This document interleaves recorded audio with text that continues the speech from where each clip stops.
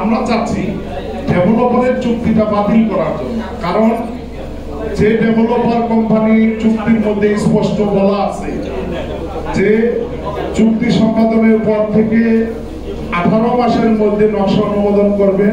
আমরা যখন একটা স্থাপনা তৈরি করি তখন কিন্তু তারা মূল ব্যক্তি, তাদেরকে দোকান না দিয়ে অন্য সদস্যদের কাছ থেকে দেখা যাচ্ছে পজিশন বিক্রি করছে 20 লাখ 25 লাখ 30 লাখ এরকম বিক্রি করছে করে তারা এখান থেকে 20 থেকে 25 কোটি টাকা হাতিয়ে নিয়েছে। এবং আমাদের এই বর্তমান 350 দোকানদারের কাছ থেকে 2000 টাকা করে প্রতি মাসে জমিদারি ভাড়া উঠেছে, সেখানে প্রায় 7 কোটি টাকার মতো আসে 8 বছর। এবং আমরা চাচ্ছি ডেভেলপারের চুক্তিটা বাতিল করার জন্য। কারণ যে ডেভেলপার কোম্পানি চুক্তির মধ্যে স্পষ্ট বলা আছে যে চুক্তি সম্পাদনের পর থেকে 18 মাসের মধ্যে নকশা অনুমোদন করবেন এবং নকশা অনুমোদনের পর থেকে 72 মাসের কাজ সম্পূর্ণ করবেন এবং বলছে প্রয়োজন হলে অতিরিক্ত সর্বোচ্চ 6 মাস অর্থাৎ 96 মাস পর্যন্ত তার সময় পাবে। কিন্তু সেইখানে 120 মাস অতিবাহিত হচ্ছে কিন্তু এখন পর্যন্ত নকশা অনুমোদনই হয় না।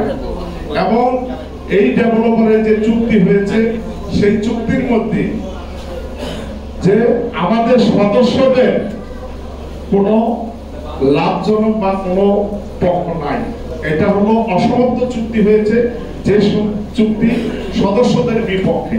তাই আমরা এই চুক্তিটা জমজম ডেভেলপারের কাছে অবিলম্বে এটা মুক্তি চাই এবং এটা বাতিল করতে হবে এবং বাতিল চাই।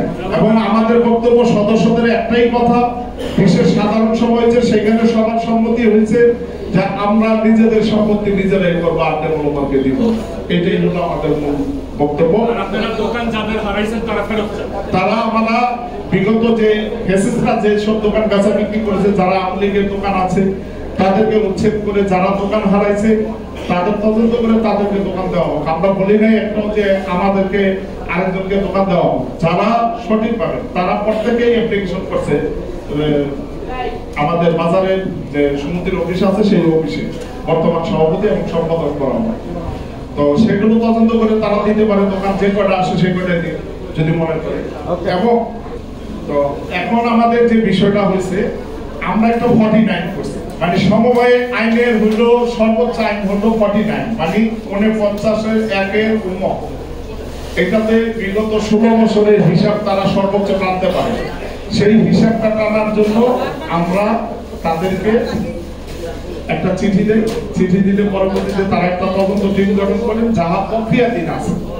তো এখন এই পরিস্থিতির মধ্যে আপনাদের কাছে জোর দাবি জানাচ্ছি এই এসএম গোলাম মোস্তফা যে প্রক্রিয়ায় যে সে আমাদের বিএনপি কে ব্যবহার করে যে আমাদের এই 1000 পরিবারকে ধ্বংস করার চেষ্টা করছে এবং সেটা আমরা বিএনপির যে যুগ্ম মহাসচিব আছে রিজভী আহমেদ তার বরাবর আমরা জোর দাবি জানাই তাকে এই বহিষ্কার তাকে করতে হবে, মোস্তফা বহিষ্কার চাই।